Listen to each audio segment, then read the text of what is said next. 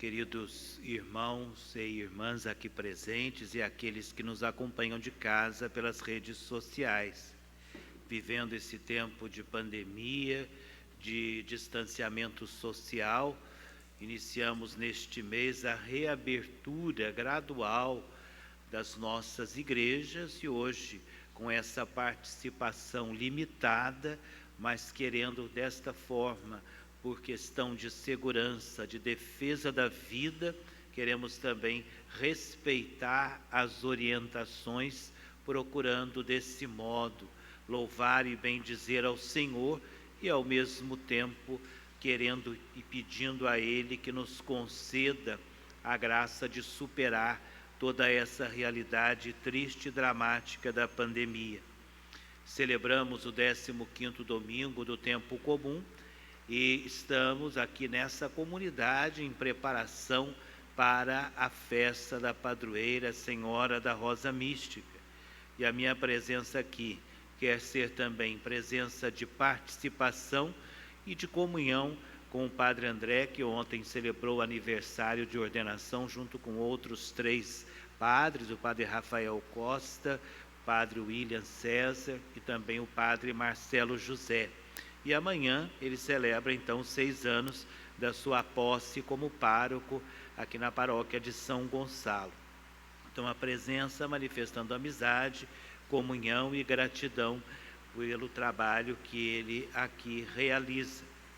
E a palavra de Deus da nossa celebração hoje, mais uma vez, vem nos encorajar nestes tempos difíceis que estamos vivendo, pedindo também a nossa colaboração, a nossa resposta, a nossa participação. O texto do profeta Isaías, da primeira leitura, um texto muito bonito, que compara a palavra de Deus com a chuva e a neve, e mostrando a eficácia dessa palavra. Assim como a chuva e a neve descem do céu e para lá não voltam, sem antes fecundar a terra, assim também a minha palavra, quando vai ao coração humano, ela não volta sem produzir o seu fruto, os efeitos que eu desejo. Mostrando que a palavra de Deus, ela tem vida, ela tem eficácia, ela tem o poder de transformar o nosso coração, se nós de fato permitirmos, se livremente nós acolhermos esta palavra em nossos corações. E no Evangelho, Jesus conta a conhecida e bonita parábola do semeador, né? Podemos dizer que esta parábola, que é uma figura de linguagem, que através de uma comparação, de uma história, quer sempre nos chamar, né, à conversão, a dar uma resposta de amor ao Senhor. Esse gênero literário da parábola era também muito usado no tempo de Jesus. E nós podemos dizer que esta parábola é uma parábola autobiográfica, porque reflete a vida de Jesus. Ele que foi o grande semeador, sempre espalhando a boa semente da palavra de Deus para a construção do reino do Senhor.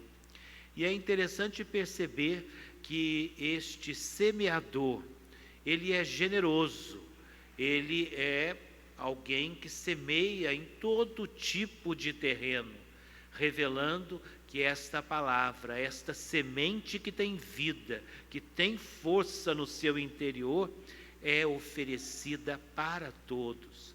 Então ele não vai semear apenas num determinado terreno, ele é generoso, pródigo e com gratuidade semeia a palavra em todos os terrenos, em todos os corações. Mas os frutos vão depender da acolhida do terreno.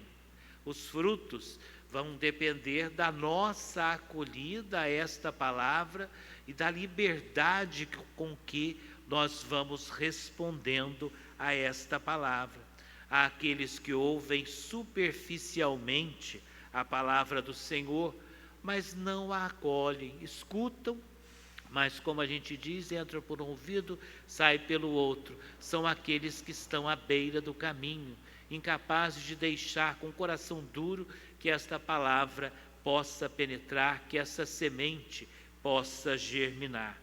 Outros também a recebem no momento com muito entusiasmo, com muita alegria, com muita coragem, mas quando vem a primeira dificuldade, já desanimam, já perdem o vigor, já perdem o entusiasmo. São aqueles semeados num terreno pedregoso, que não tem profundidade. A semente germina, mas por causa das muitas pedras, esta semente acaba morrendo, não pode produzir os frutos. Depois, aqueles que são semeados entre os espinhos, revelando aqueles que escutam a palavra, deixam que essa semente comece a germinar, mas as preocupações da vida, as preocupações com os bens, com as coisas voltadas para si mesmas e não para o próprio Deus, acabam como que os espinhos sufocando essa semente e não permitindo que ela produza frutos. E depois Jesus também vai falar, da palavra que é semeada num terreno bom. E assim ela produz bons frutos em abundância, mas mesmo assim alguns 30, outros 60, outros 100. Com tudo isso, revelando que depende da nossa disposição, da nossa generosidade no amor, para deixar que esta palavra produza os frutos que Deus espera em nossa vida e em nossos corações. E a gente pode dizer que o nosso coração é um terreno misturado com terra dura, com terra com pedras, com terra com espinhos e também com terra boa. Daí a necessidade da conversão, a necessidade de estarmos tirando, ali as pedras, os espinhos, amolecendo esse terreno para que o nosso coração seja verdadeiramente uma terra boa, uma terra bonita, capaz de produzir os frutos que Deus espera. Mas depende da nossa liberdade, da nossa disposição. A semente sempre é boa, a palavra tem força, tem a sua eficácia, mas se o nosso coração se fechar, Deus respeita a cada um e por isso Ele não nos obriga a acolher a sua palavra. Ele oferece a palavra e espera que com liberdade nós possamos acolher. E o Evangelho também, quando Jesus conta esta parábola, vai mostrar o método da pregação de Jesus, quando os apóstolos perguntam: por que falas ao povo em parábolas? E Jesus então faz aquela distinção entre eles como discípulos e aquela multidão que escuta. Aos discípulos, aqueles que já se decidiram em seguir a Jesus, ele fala abertamente sobre os mistérios do reino. Aos demais, ele anuncia com parábolas, para que desta forma ele estimule o coração a tomar uma decisão, a saber interpretar, refletir e livremente tomar a decisão para que a sua palavra seja uma palavra transformadora, capaz de curar o nosso coração. Porque as parábolas sempre exigem uma interpretação, elas são abertas, esperando a nossa resposta como resposta livre. E nós podemos dizer que, no fundo, a grande parábola de Deus é o próprio Jesus, porque Jesus, na sua pessoa, ele esconde e ao mesmo tempo revela a sua humanidade e divindade. Ele esconde e ao mesmo tempo revela que ele é o Filho de Deus, esperando a nossa liberdade em dar esse passo de fé, acolhendo a sua palavra. Ele não nos obriga a acreditar nele, mas ele nos atrai com seu amor, com a sua verdade e com a bondade e generosidade de seu Filho Jesus. E São Paulo, no texto da segunda leitura, ele fala dos sofrimentos do tempo presente.